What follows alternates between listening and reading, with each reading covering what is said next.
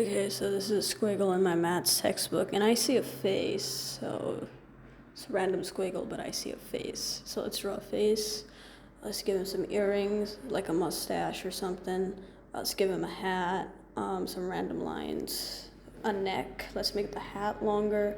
Give him eyes, like another random line. Added some more random lines while I wasn't like recording. Give him eyes, like, and eyebrows as well. That kind of looks like a mouth. Let's turn it into a mouth. Okay, this is me just like attempting to recreate my thought process as I drew it, but you see, it wasn't very thought out. I just kind of kept drawing until it like looked like something. This is objectively bad. Like, you don't need me to tell you that it's bad, but it's still art. You want to know why it's art? Because I made it. I'm having a cup of tea right now, but like, I made it with a pen. Not only did I make it with a writing pen, I made it with a really bad writing pen, you know? And if I can do something shitty with a bad writing pen, then you can probably do something shitty with a good drawing pen. Doesn't make it not art, I think. I mean, compare this to some good art, like some of my brother's art. Like, this could definitely pass as like a Beatles album cover or something. And like, I was thinking about that recently. The thing with AI, or at least the thing with AI art that some people have been arguing, is that it can like imagine better than humans.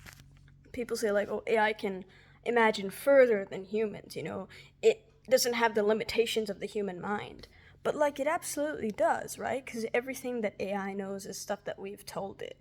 If AI does anything when it comes to imagination, it's pushing us to think further, because there are some things that we can't think of, but we can't visualize until we like draw it or something, that AI has made it far easier for us to just easily see.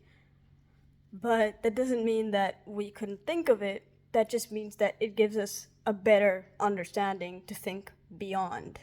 So not to say that AI has any benefits, but it's definitely making us more creative, at the cost of making everything else in life worse. So, you know,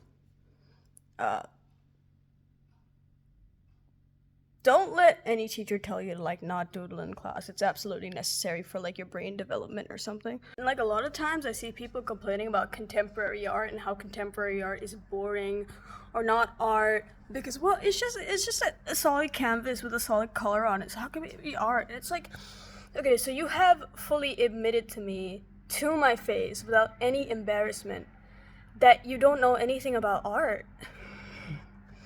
I'm sure every single work of art has a reason to be the way that it is, right? Like, Kazimir Malevich Black Square, one of the first fully abstract paintings, at least to my knowledge, was revolutionary because it isn't showing something. There isn't a subject. Nobody had thought of that before.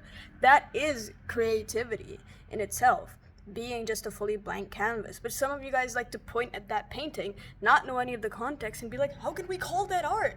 And it's like, well, how can we say that you like art? You clearly don't. You don't know anything about it.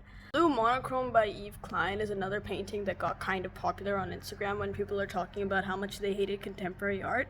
And I just think that this conversation of contemporary art has made me realize that the conversation about creativity and the quality of art goes way further back than AI.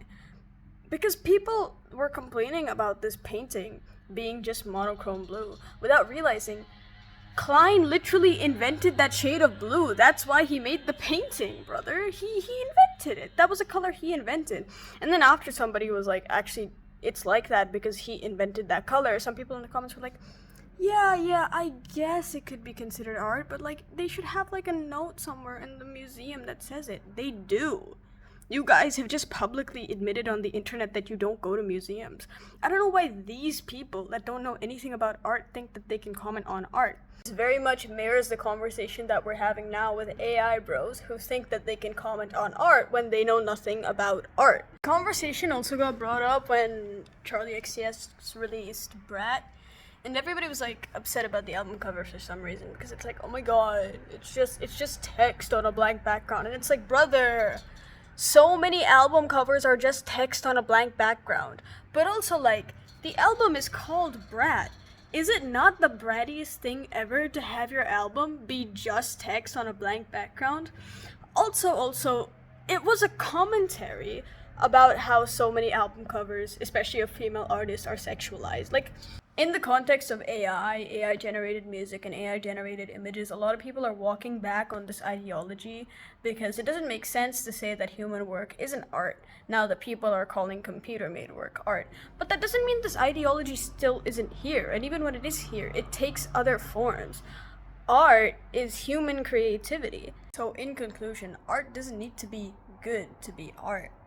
It just needs to be human made. It just needs to showcase human creativity. I do feel like I need to mention I am not a visual artist. I'm a musician. I make music. That's what I do. And I recently had an epiphany about my music that I don't need to force it to be in a genre, which is, I know is like crazy to like that I just found that out, but I really did just think of that recently.